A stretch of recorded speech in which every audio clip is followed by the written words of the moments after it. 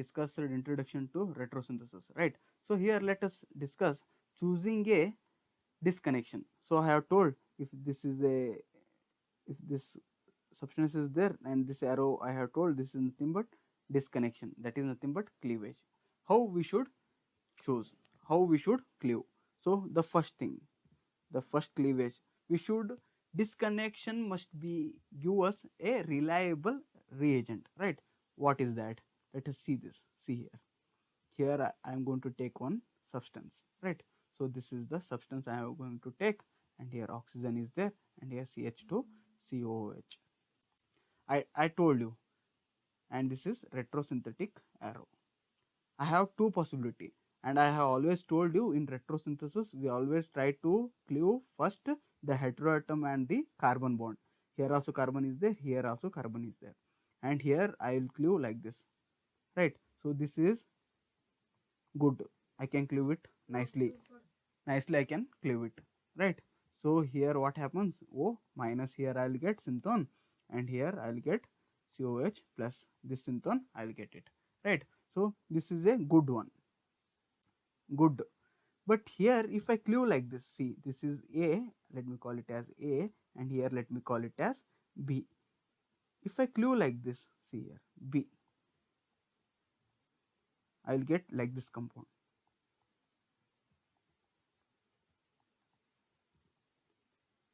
So here negative charge comes on this, and here oxygen CH2 COOH, and oxygen gets positive charge. You know that this oxygen is a electronegative atom, right? So oxygen is a electronegative atom, it can't hold this positive charge, because electronegative atom can't hold positive charge. Electronegative, let me write here. So electronegative atom can't hold positive charge, but they can easily hold negative charge. See here, here the same electronegative atom is holding negative charge. So electronegative atom has the ability to hold negative charge compared to positive charge. So this cleavage is a good cleavage, I can call it as, whereas this cleavage is a bad cleavage, right? This thing you should remember. So we should always cleave in such a way that, first, this is the first rule, let us assume. So we should always cleave or disconnect in such a way that we should get a reliable reagent. So this is nothing but I am going to get a reliable reagent, right? So this is a reliable reaction, I can call it as, because these symptoms, this can be synthesized, right? These can be easily synthesized, but whereas this is very difficult, because oxygen, which is electronegative atom, can't have a positive charge, right? So the second one, see here, second one, you can see always cleavage, I have told this thing. So next example, let us see. Always cleavage should be between heteroatom and carbon. So this rule you should remember. So cleavage should be always between heteroatom and carbon. See here, CH2, yes, CH2, and here benzene ring to this chlorine I have added to para position of this, right? So here see, here what I am doing, always cleavage should be reliable. So what I am doing, there is a heteroatom and this is carbon, and I am going to cleave like this only. This is the cleavage.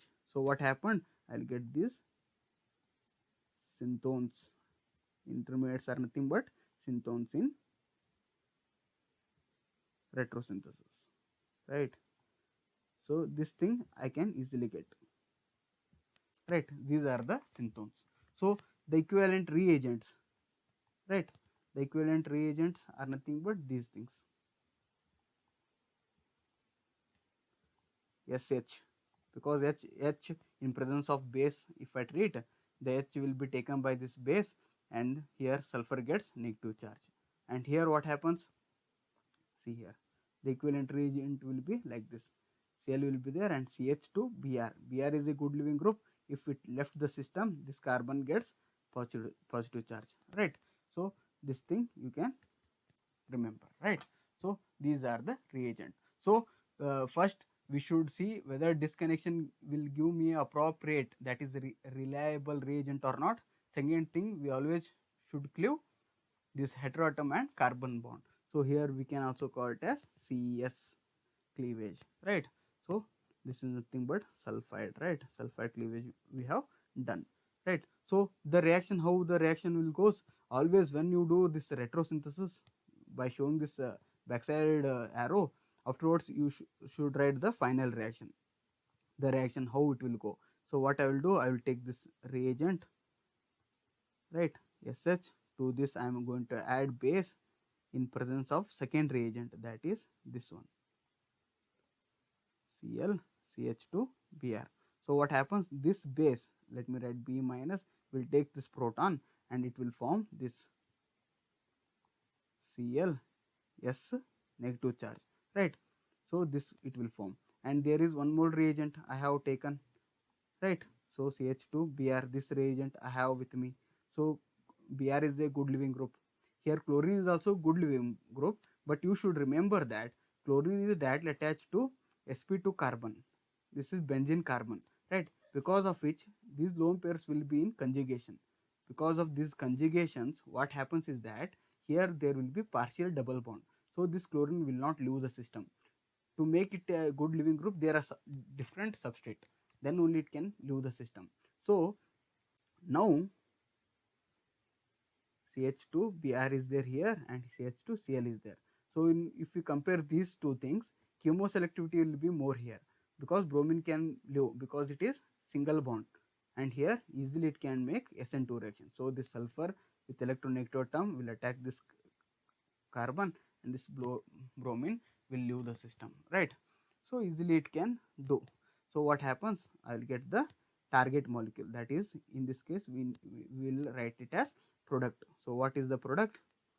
So product I will get, let me see here, yeah, Cl here, sulfur, and here CH2 benzene ring, to that para position chlorine is there. So this is product we will get, right? So always when you show first retrosynthesis, the second thing you need to show the reaction. This reaction you need to write. I hope you have understood. Let us see one more example. So this is also very interesting and easy example. R CH2 N H, here benzene ring, to this COOET. So here nitrogen is the heteroatom, so I can cleave here. So this is the disconnection. So here what I have done, Cn, that is amine disconnection I have done. So what happens, I will get R CH2 Br. Why I have added Br only, I have told you we can show the synthons or we can directly write the reagent, but here I have written directly the reagent. Similarly I didn't show NH minus, directly I wrote NH2, and here benzene ring, to this I am adding COOET, right? And the reaction, it is easy, you can do. Further this also I can do retrosynthesis. So here what I will do, CO bond I will going to break, this ester CO bond, see here, this bond I can easily break, because ester, how we have formed ester, we know. This bond I will going to break, and I can write here acid NH2, and here COOH acid, right? And plus ethanol I will get, right? See here, initially I did retrosynthesis here, sorry, yeah, here I did retrosynthesis and I got two reagent, one reagent and second reagent, and this second reagent I again did retrosynthesis and I got the one more reagent. So while writing reaction, we should write the last final thing what we have got in retrosynthesis, that we should write first. See here, so while writing the final one we should write first. So what happens here, NH2 is there, here acid group, so esterification I am adding, so ethanol, right? In presence of acid, it is nothing but esterification. This reaction you have learnt, only those reaction I am doing it backside, that is nothing but retrosynthesis. So what happens, I'll get this, sorry, I'll get this compound NH2 COOET, ethanol I'll get, right? So this is nothing but ester. To this ester, what I am going to add, I am going to add RCH2 Br. So here nitrogen is having lone pair, it can attack this carbon, this bromine is a good living group, it left the system, right? So what happened? I got this product. I hope you are writing with me. You please note. Sorry. Here NH will be there. Let me write here. This is N and here H and here CH2R. Br left the system as HBr. I can write like this HBr. H from nitrogen, Br from this living group. And here as usual ester group is there. So this is our target molecule, right? So this is here we call it as product. So we got this target molecule, and we got like this. So first we will do retrosynthesis, then we will do the reaction. Oh, this reaction goes, right? So this is about retrosynthesis, right? So let us see few more examples. I hope I am covering everything. If anything I forget, I will explain it, right?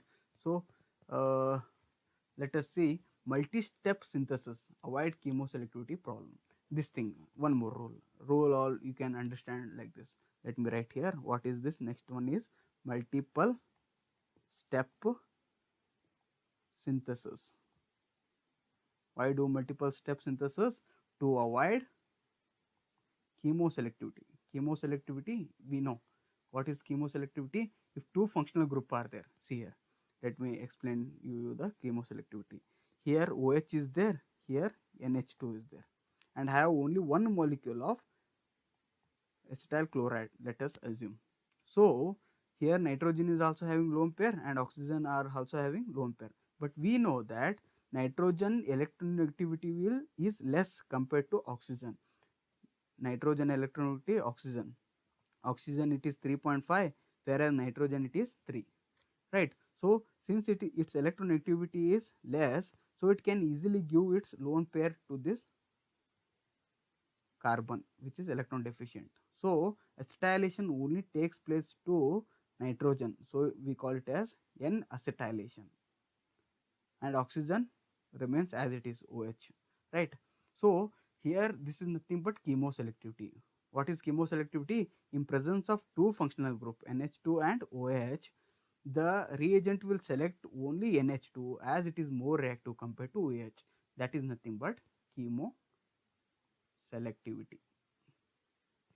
Further, if I get time, I will make a full video, that is full video on the chapter chemoselectivity, right? So to avoid this chemoselectivity, we do multiple step synthesis. That thing I am going to discuss now. So see here, let me take one example, a very nice example I am going to take. You can easily understand from this what is chemoselective, why I am going to break like that only.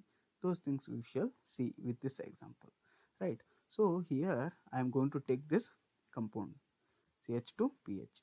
One more thing, to listen to this all videos you need to wear earphone, otherwise it will be not that clear. So see, to this example I can cleave here. So heteroatom and a carbon, one kind of cleavage I can do here. Second cleavage, here also heteroatom is there, here also carbon is there. This is second cleavage, right? And the third cleavage is here carbon is there, here heteroatom, that is nitrogen is there, that is C, third cleavage. One more here heteroatom and this is carbon, so fourth cleavage. And let us see which one will be more reliable, whether it is A or B or C or D. Let us see that. So if I break like A, what happens? Everything remains same. PH2 CH CH N CH2 CH2O, and here as usual benzene ring is there, and here O, oxygen gets a negative charge and this gets positive charge. I can show this synthons, or I can directly show the reagent like this here. Instead of doing O minus, let me write OH here, CH2 CH2PH, right? Chlorine I can show. Instead of showing positive charge, I can directly show the chlorine, because I have told we can show synthons or directly we can show reagent, right? So if we cleave like A, if we cleave this A, we will get this thing. If we cleave like B, we will get this thing. Let me write that. So B, what I will get?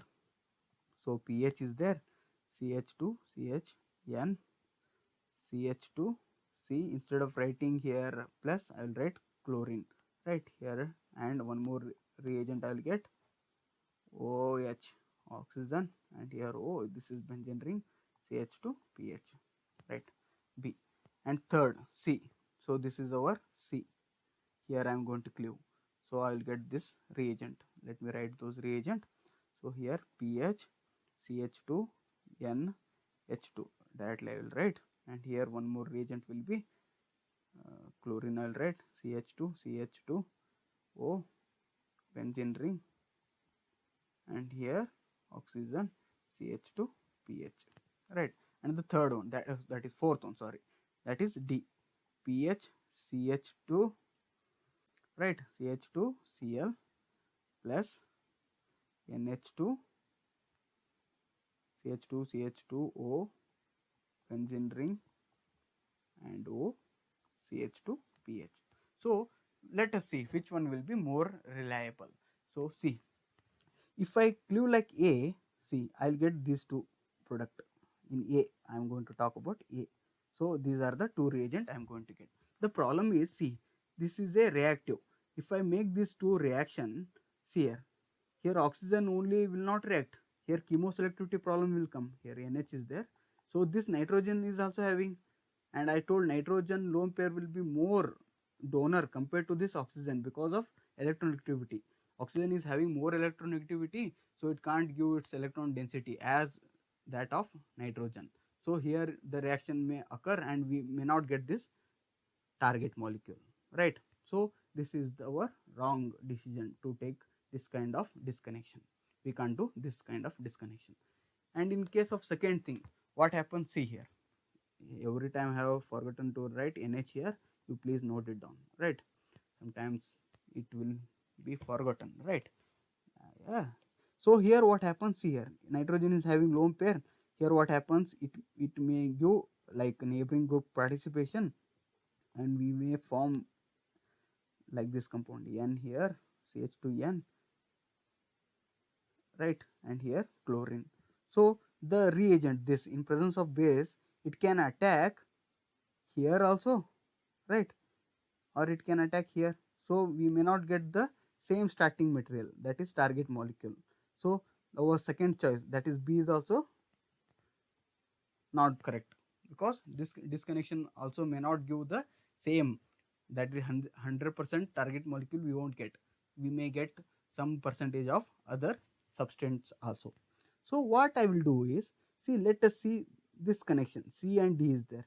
So here I will tell you that C disconnection is very good compared to D, right. So this is good compared to D. Both we can do, we can make, but C1 is good, right. So here here no, see here if chlorine is a good living group, nitrogen is having lone pair, no competition, that is no chemoselectivity, there is no other functional group like OH, those things are not there, so it can easily form the product, right. So here no doubt we will get the, we will end up in getting the same reagent, right. So these things also you should remember.